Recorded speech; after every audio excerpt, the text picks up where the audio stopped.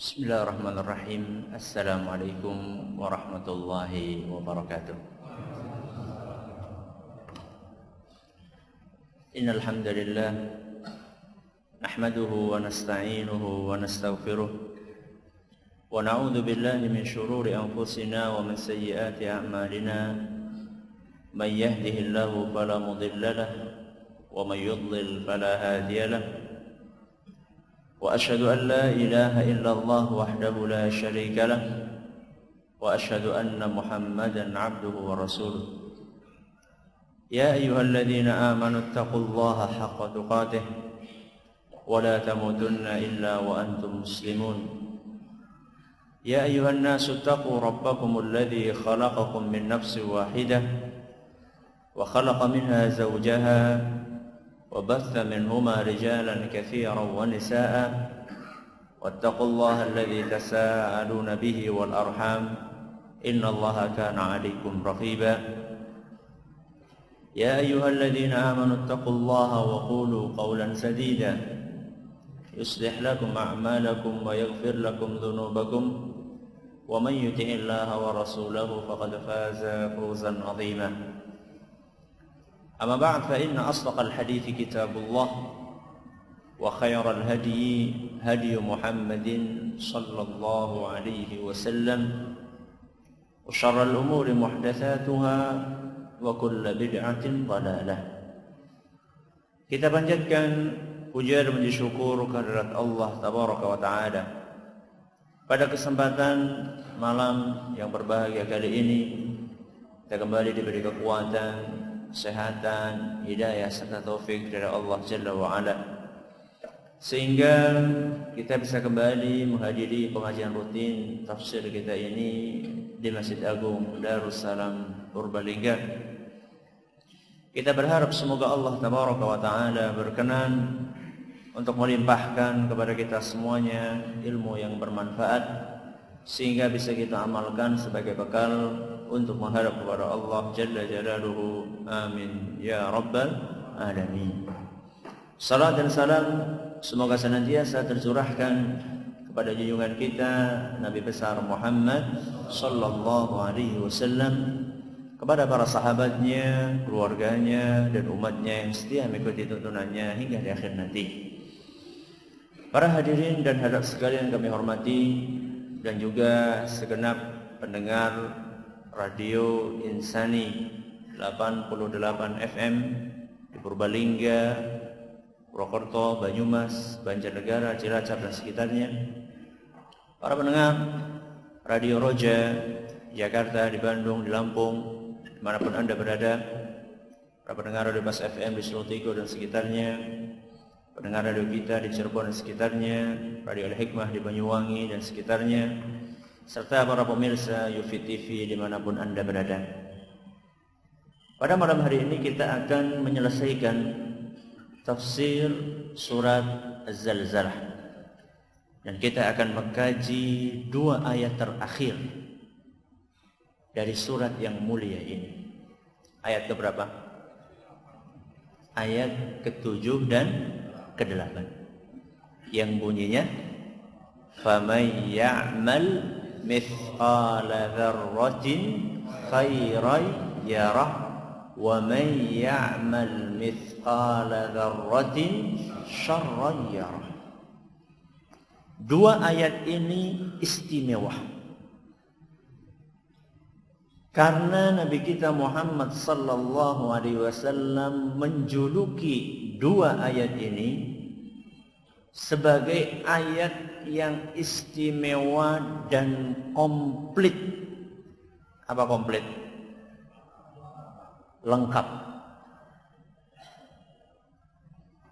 Kapan Nabi SAW menyampaikan sabdanya tersebut?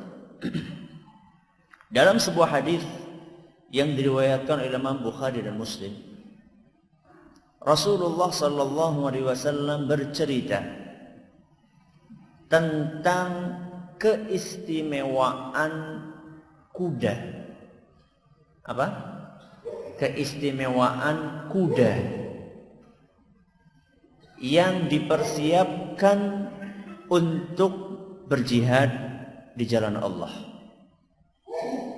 Ketika menjelaskan tentang keistimewaan kuda yang dipakai untuk berjihad, Nabi kita SAW menceritakan bahwa pahala yang akan diambil, pahala yang akan didapatkan oleh si pemilik kuda itu bukan hanya dihitung manakala kuda itu sudah dipakai di dalam peperangan, bukan.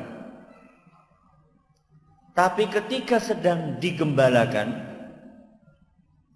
setiap kuda itu memakan rumput, sebanyak apapun rumput itu, sebanyak itu pula pahala yang akan diterima oleh si pemilik kuda.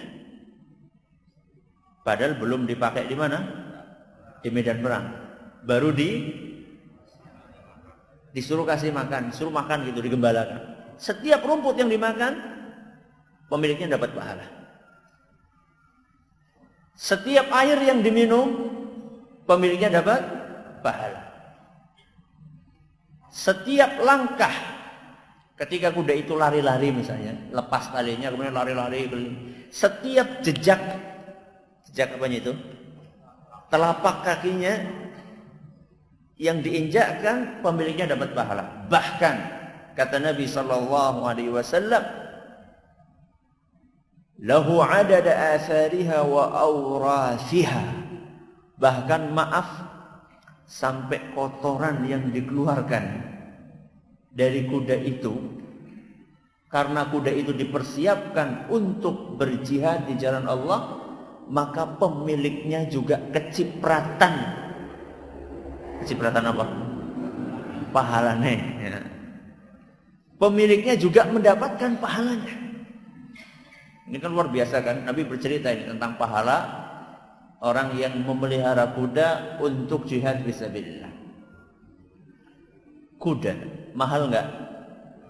Mahal. Tidak semua sahabat Nabi SAW bisa beli kuda. Siapa di sini yang punya kuda? Bukan mobil kuda. Paling yang punya dokar yang punya ya. Enggak setiap orang bisa beli kuda. Akhirnya di antara para sahabat ada yang nanya kepada Nabi SAW. Ya Rasulullah, fal humur. Wahai Rasul, bagaimana yang enggak punya kuda, cuma punya keledai? Cuma punya apa? Keledai. Lebih istimewa mana kuda sama keledai? Itu jelas kuda. Melayunya kebat di kuda. Lebih tinggi posturnya mana? Kuda. Keledai ya eksana dewek kayak apa ya? Ya antara kuda sama wedus lah. Kira-kira sekitar itulah ya pertengahan. Maka ada salah seorang sahabat yang bertanya, ya Rasulullah, fal humur, bagaimana dengan keledai yang dirawat untuk jihad fisabilillah? Apa keledai bisa untuk jihad? Ya lumayan lah, bisa nggawa apa itu ya. Buat bawa apa, barang atau apa. Fal humur, ya Rasulullah, bagaimana dengan orang yang cuma punya keledai? Dan keledai itu dia persiapkan untuk jihad fisabilillah. Apa kata Nabi SAW? Ma unzila alayya fil humuri syai'un illa hadhihi al-ayah al-fadhah al-jami'ah. Para sahabatku, tidak ada wahyu yang Allah turunkan kepadaku tentang keledai.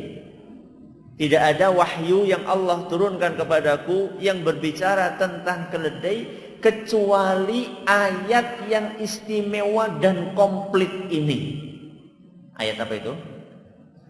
Faman ya'mal mithqala dzarratin khairan yarah wa man ya'mal mithqala dzarratin syarran yarah. Hadis riwayat Bukhari dan Muslim.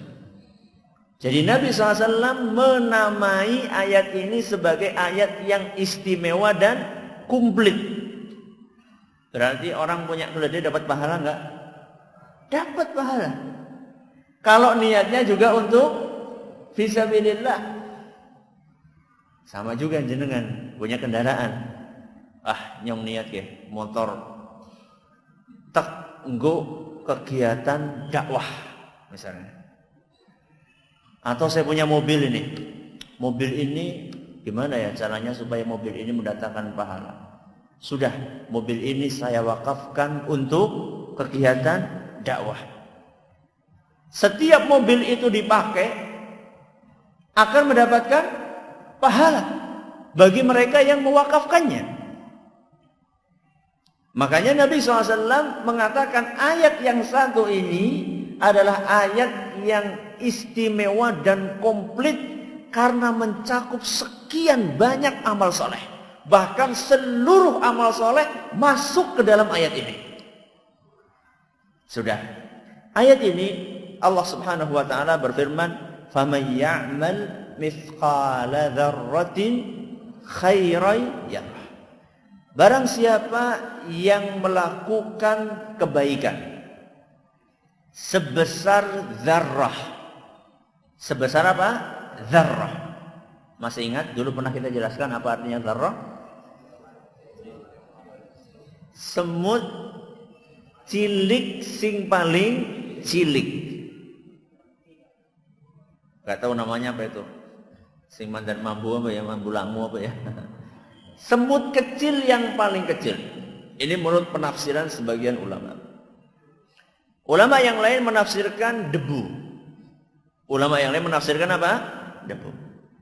Intinya barang siapa yang melakukan amalan walaupun amalan itu kecil.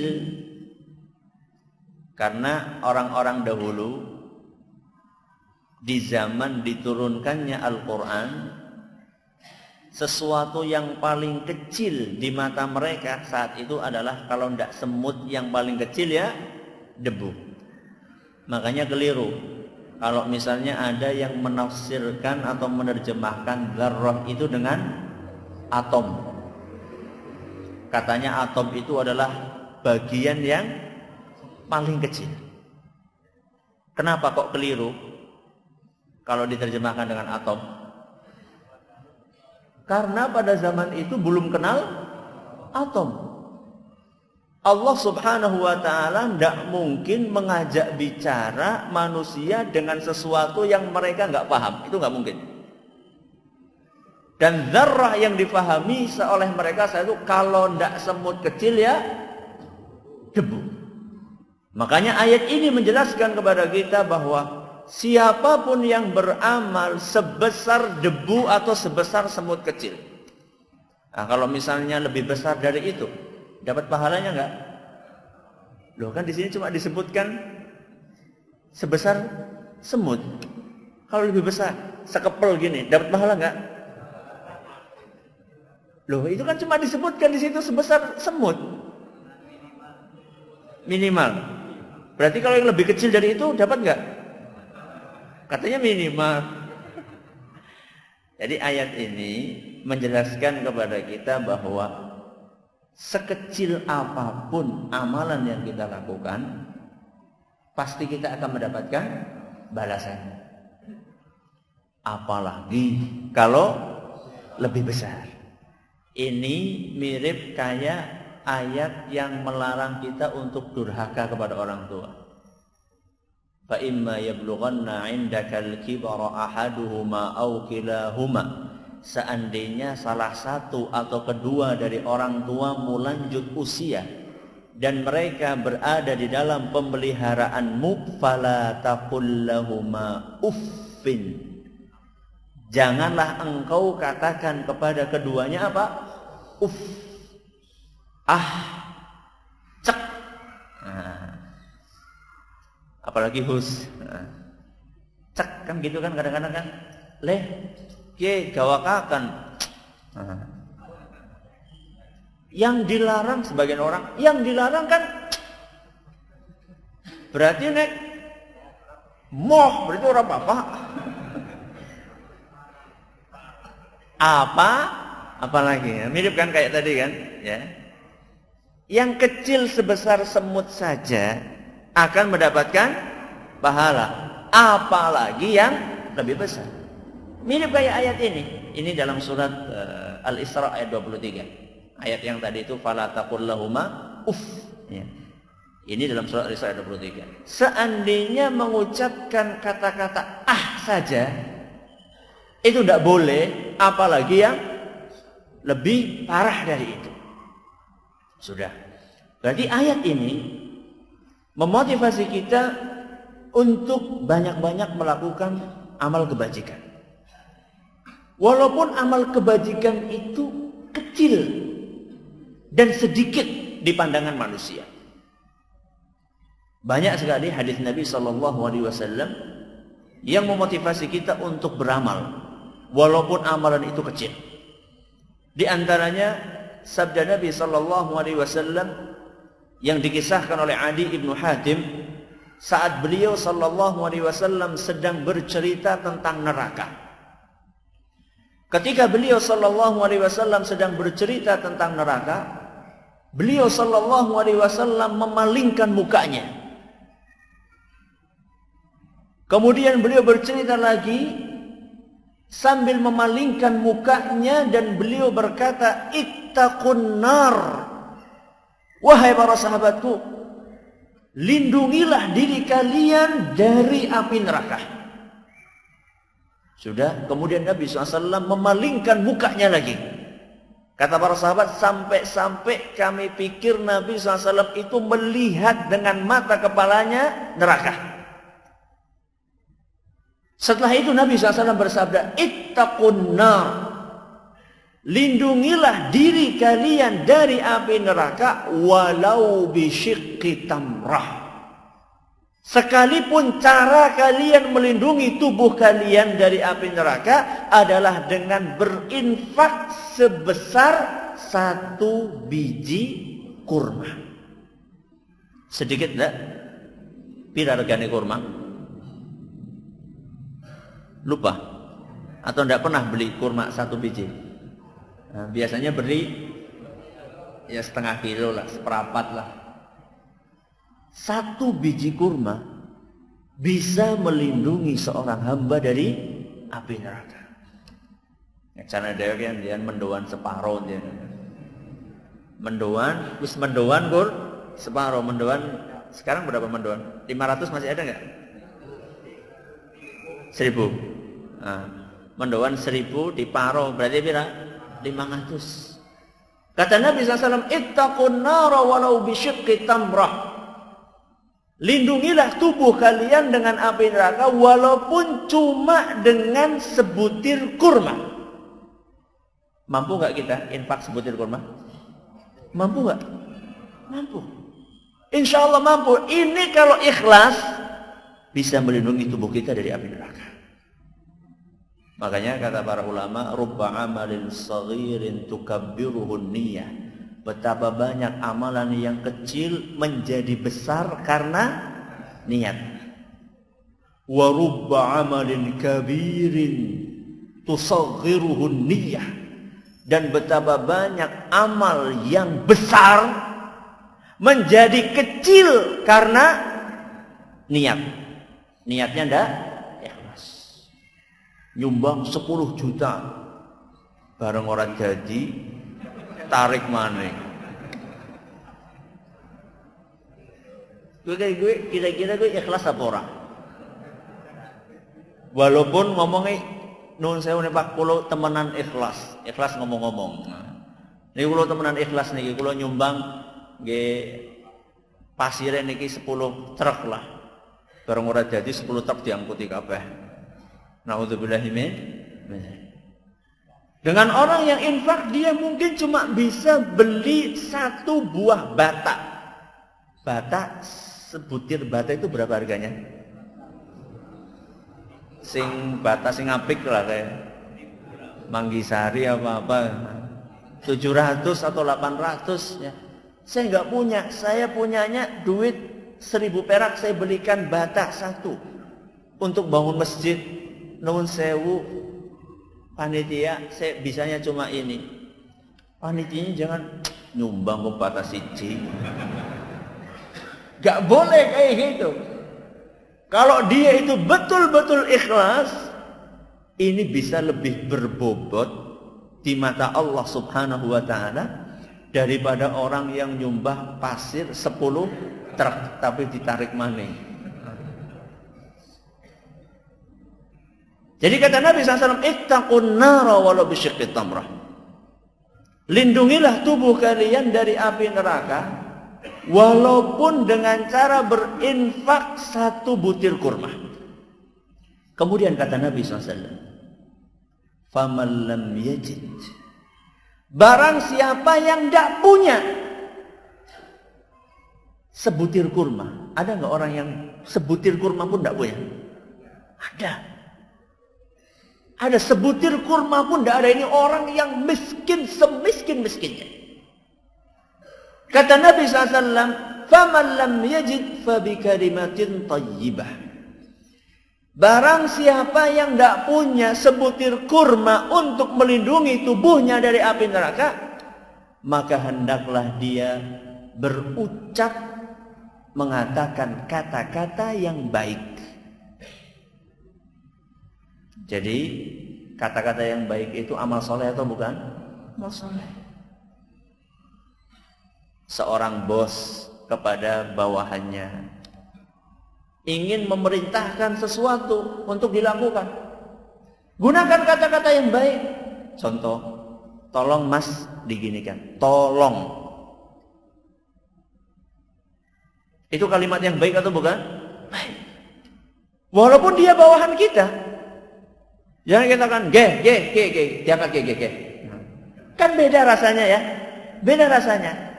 Tolong ke mas diangkatakan. Padahal dia bawahan kita. Kenapa? Karena ini amal soleh, kalimat thayyibah, ungkapan yang baik, inilah amal soleh. Atau misalnya ada seorang anak dipanggil oleh ibunya, le, dalam, apa? Dalam. Beda nggak antara dalam apa? Beda nggak? Beda. Enak mana didengarnya? Dalam. Kalimat thayyibah, kalimat yang bagus, bisa melindungi seseorang dari api neraka. Atau misalnya kita mau ngomong sama orang yang lebih tua dari kita, kita katakan nuwun sewu. Ya. Inilah ungkapan-ungkapan baik yang perlu kita perhatikan. Walaupun kelihatannya remeh, akan tetapi akan kita dapatkan balasannya di sisi Allah Subhanahu wa Ta'ala. Ini hadis Nabi SAW.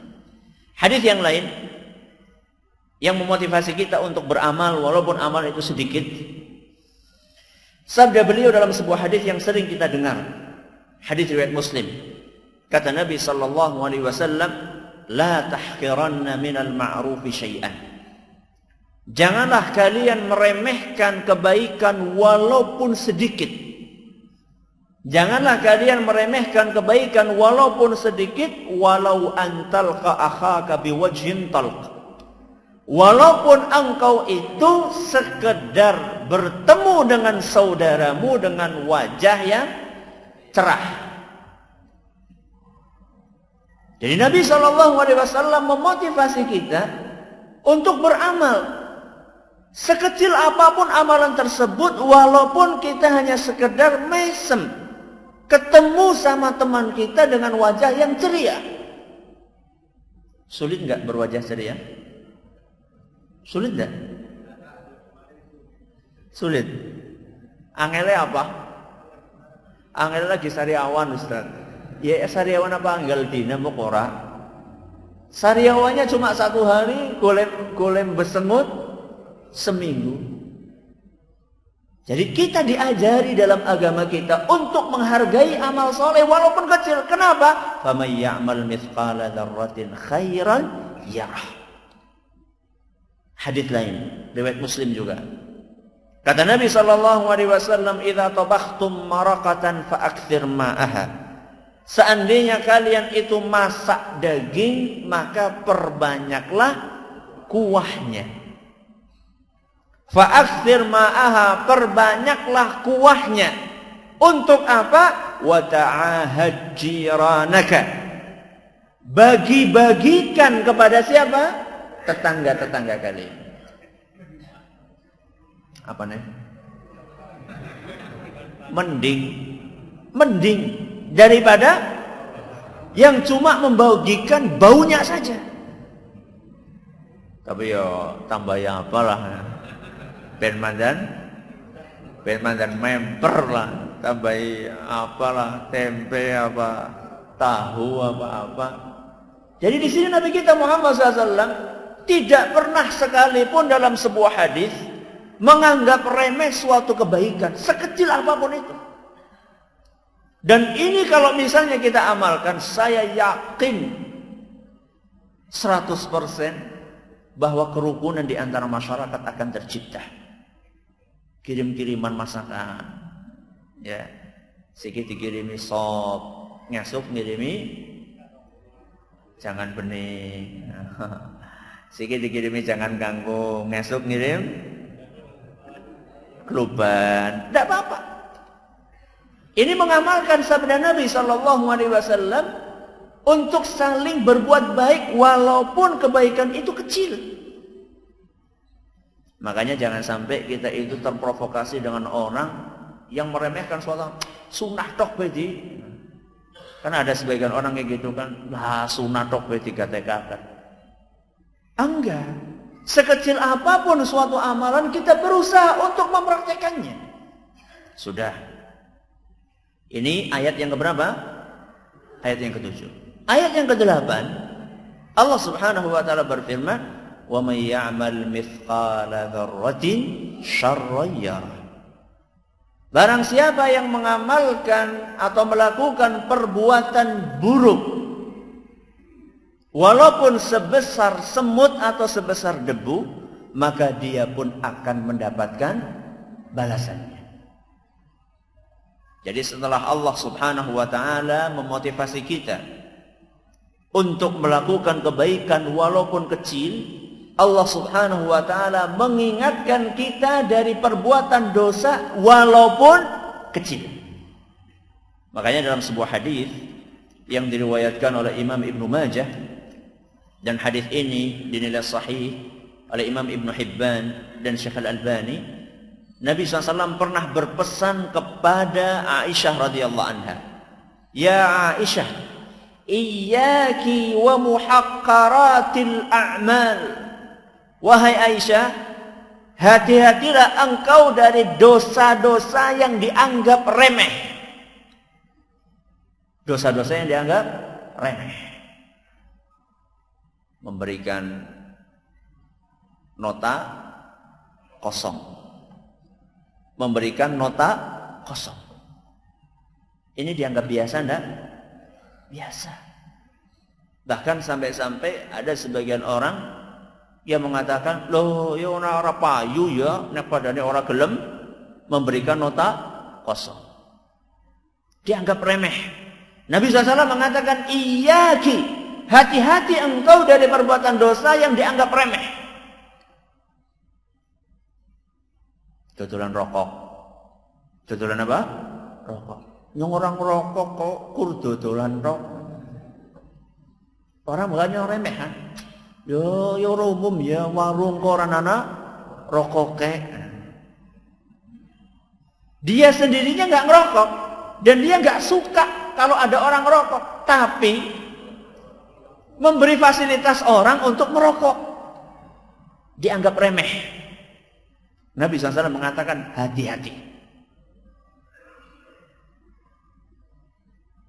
Menerima amplop ketika pilihan. Wis umum Ustaz. Nang ngendi bae kayak gue Ustaz. Dianggap remeh. Nabi SAW mengatakan iyyaki, hati-hati. Iyyaki wa muhaqqaratil a'mal, hati-hati engkau Aisyah dari dosa-dosa yang dianggap remeh. Fa inna laha minallahi taliban. Karena sesungguhnya dosa-dosa tersebut pasti ada balasannya di sisi Allah Azza wa Jalla. Cocok dengan firman Allah Subhanahu wa taala, "Wa may ya'mal mithqala dzarratin syarran yarah." Maka jangan pernah kita menganggap remeh suatu dosa. walaupun sudah umum. Aneh ya kalau misalnya ada orang dikasih amplop terus apa? Nolak. Aneh kan? Aneh. Umumnya menerima.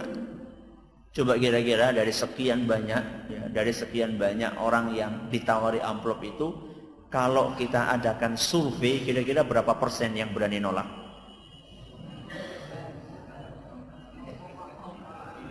Ya sebagian bilangnya sodakoh. Sodakoh kawin biyen ora sodakoh. Mencurigakan sodakoh di zaman, mencurigakan sodakoh sebelum tanggal 9 itu mencurigakan. Oh berarti sebelum tanggal 9 orang ngisi kaleng. Ya ngisi kaleng nggak usah ngomong-ngomong. Ini peringatan dari Allah Subhanahu wa taala dan dari Nabi kita Muhammad sallallahu alaihi wasallam. Berarti sekecil apapun kebaikan yang kita lakukan, kita akan dapatkan balasannya. Kapan? Di hari kiamat. Dan sekecil apapun dosa yang kita lakukan, kita juga akan mendapatkan balasannya pada hari kiamat. Yang jadi pertanyaan, ayat ini berlaku untuk kaum mukminin saja atau termasuk orang kafir? Ayat ini berlaku untuk kaum mukminin saja atau termasuk orang kafir? Berarti orang kafir itu akan memetik ganjaran dari amal soleh mereka di dunia. Kita dengarkan apa yang disampaikan oleh Ibnu Abbas radhiyallahu anhu. Kata beliau ketika menafsirkan ayat tersebut di atas, laisa mu'minun wala kafirun amila khairan wala syarran fid dunya illa atahu Allahu iyyah. Setiap mukmin atau orang kafir yang melakukan kebaikan atau keburukan di dunia, pasti Allah akan datangkan apa yang mereka lakukan tersebut di akhirat. Berarti mukmin dan kafir. Iya ya. Kata Ibnu Abbas, mukmin dan kafir, kebaikan atau keburukan yang mereka lakukan akan Allah datangkan kepada mereka pada hari kiamat. Terus bedanya apa? Kata Ibnu Abbas, fa ammal mu'min fayurihi hasanatihi wa sayyiatihi fayaghfirullahu lahu sayyiatihi. Adapun orang yang beriman, Allah Subhanahu wa taala akan datangkan dosa dan amal soleh mereka, kemudian Allah Subhanahu wa taala ampuni dosa-dosanya dan Allah ganjar amal solehnya. Ini siapa ini? Mukmin. Penak enggak? Penak. Makanya jadilah orang mukmin. Wa ammal kafir, dengarkan baik-baik. Adapun orang kafir, fayaruddu hasanatihi wa yu'adzibuhu bisayyiatihi. Adapun orang kafir, setelah diperlihatkan kebaikan-kebaikan mereka yang mereka lakukan ketika di dunia, pada hari kiamat nanti Allah Subhanahu wa taala akan tolak kebaikan-kebaikan tersebut. Berarti sisanya apa? Dosa-dosanya. Dan Allah akan siksa mereka dengan dosa-dosa itu. Priwe? Enak jadi apa? Mukmin. Makanya pernah kita jelaskan ketika kita menafsirkan surat Al-Qari'ah, bahwa orang-orang kafir pada hari kiamat nanti amal kebajikan mereka tidak akan ditimbang oleh Allah SWT. Silahkan dibaca dalam Al-Quran surat Al-Kahfi. Surat apa? Al-Kahfi ayat 105. Dan ini semakin dikuatkan bahwa amal-amal mereka pada hari kiamat nanti akan Allah rubah menjadi debu. Dirubah menjadi apa? Debu. Dan ini Allah sebutkan dalam surat Al-Furqan ayat 23. Ini waktunya terbatas, saya sebutkan suratnya aja ya. Surat Al-Furqan ayat berapa? 23. Dan semakin ditegaskan ketika Allah mengatakan bahwa amal mereka akan Allah subhanahu wa ta'ala rubah menjadi abu. Milih ndi? Debu apa abu? Tentang abu ini Allah sebutkan dalam surat Ibrahim ayat 18. Surat apa? Ibrahim ayat 18. Satu-satunya manfaat yang akan dipetik oleh orang kafir dari kebajikan yang mereka lakukan ketika di dunia adalah Allah subhanahu wa ta'ala akan balas dengan makanan yang mereka makan ketika di dunia. Itu saja. Dan itu Nabi SAW sebutkan dalam hadis riwayat Muslim. Kata Nabi SAW, Inna Allaha la yadlimu mu'minan hasanatan yu'ta biha fid dunya wa yujza biha fil akhirah. Allah subhanahu wa ta'ala tidak akan pernah menzalimi kaum mukminin yang melakukan kebaikan, pasti akan diganjar di dunia dan di akhirat. Wa ammal kafir, adapun orang kafir, fayat'amu bihasanati ma 'amila biha lillahi fid dunya. Adapun orang kafir, maka kebajikan yang mereka lakukan di dunia akan diganjar dengan makanan yang mereka nikmati ketika di dunia. Makanya nggak usah silo, weruh wong kafir mangan enak-enak. Kue kur rampung nek wis mati sudah. Adapun orang yang beriman, maka Allah subhanahu wa ta'ala sediakan kenikmatan yang Allah ceritakan, yang oleh Nabi SAW ceritakan bahwa seluruh kenikmatan di dunia ini semuanya itu hanyalah satu dari 100 kenikmatan yang Allah sediakan. Berapa?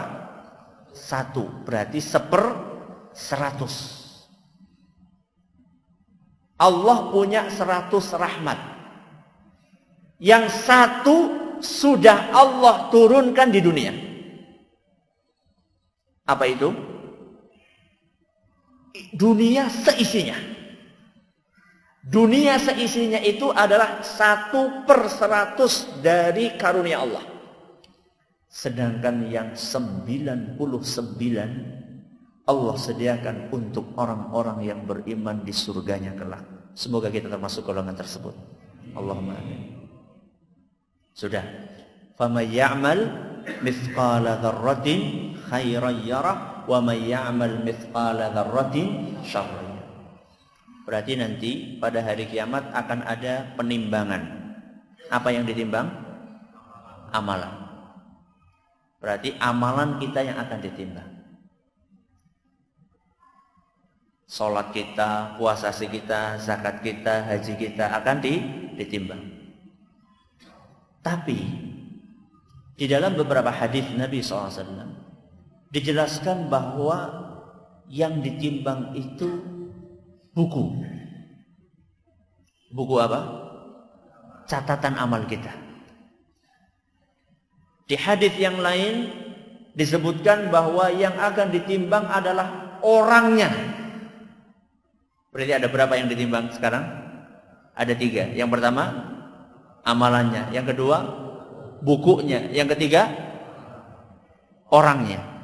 Mengenai buku ini, Nabi kita SAW bercerita tentang seorang yang nanti pada hari kiamat akan didatangkan oleh Allah subhanahu wa ta'ala dan diperlihatkan dia punya catatan dosa di dalam buku yang jumlahnya 99 buku.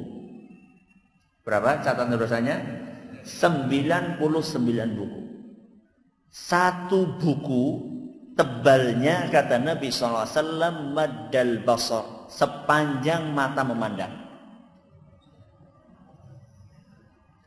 Berapa buku? 99. Satu buku tebalnya berapa? Sepanjang mata memandang. Pirang halaman kira-kira? Dia ditanya sama Allah, apakah engkau punya kebaikan? Wah, kata dia udah gak pede itu, gak punya ya Allah. Kata Allah SWT, gak usah khawatir, kamu masih punya kebaikan. Oh, apa kebaikanku ya Rabb? Dikeluarkan 1 lembar kertas. Selembar kartu atau kertas. Dosanya 99 buku dan tebalnya sepanjang mata memandang satu buku dibandingkan kebaikan satu kertas. Orang itu mengatakan, ya Rabb, kalau ditimbang itu apa? Bobotnya antara satu lembar dengan 99 buku tebal tersebut. Tapi Allah Subhanahu wa ta'ala mengatakan engkau tidak akan ditolimi. Ditimbang oleh Allah Azza wa Jalla. Ternyata apa? Yang satu kertas itu lebih berat dari 99 catatan dosa. Penasaran kan isinya apa gue? Isinya adalah kalimat la ilaha illallah. Enak ya? Sing penting ngucap baik. Ya enggak lah. Tentunya kalimat ini adalah kalimatnya dipahami maknanya, kemudian juga diketahui konsekuensinya. Berarti yang ditimbang apa? Bukunya. Yang ditimbang bukunya. Ini hadis diriwayatkan oleh Imam At-Tirmidzi dan dinilai sahih oleh Imam Ibnu Hibban dan Syekh Al-Albani. Berarti tadi amal ditimbang, buku. Yang terakhir apa? Orangnya. Suatu hari Nabi SAW pernah menyuruh salah seorang sahabat beliau, namanya Ibnu Mas'ud. Namanya siapa? Ibnu Mas'ud. Nyuruh untuk naik pohon, ambil sesuatu, untuk memetik sesuatu. Ketika sedang naik pohon itu, angin bertiup. Angin bertiup. Sehingga bukan paha, apa ini? Betis. Nah, betisnya Ibnu Mas'ud tersingkap. Karena tersingkap, akhirnya para sahabat melihat bentuk betisnya. Dan betisnya Ibnu Mas'ud itu luar biasa kurusnya. Ibnu Mas'ud itu salah seorang sahabat Nabi SAW yang postur tubuhnya itu kalau bahasa kita itu kerempeng. Ya. Ketika para sahabat melihat betisnya Ibnu Mas'ud, mereka ketawa. Ketawa karena saking kecilnya. Nabi SAW mendengar bahwa para sahabat tertawa mentertawakan betisnya Ibnu Mas'ud. Maka Nabi SAW bersabda, "Ma tadhakun?" Kalian ini ketawa karena apa? La rijlu 'abdillahi athqalu fil mizani yaumal qiyamati min Uhud. Sungguh kakinya Ibnu Mas'ud ini lebih berat di timbangan di hari kiamat dibandingkan gunung Uhud. Apa? Lebih berat daripada gunung Uhud. Hadis riwayat Ahmad nyatakan sahih oleh Imam Ibnu Hibban dan Imam Az-Zahabi. Jadi ini menggambarkan kepada kita bahwa tubuh seseorang itu akan ditimbang. Seneng ya, sing lemu. Jangan pede dulu, karena bobot seseorang ketika ditimbang itu bukan dinilai dari besar gemuk kurusnya seorang. Makanya tadi Ibnu Mas'ud apa?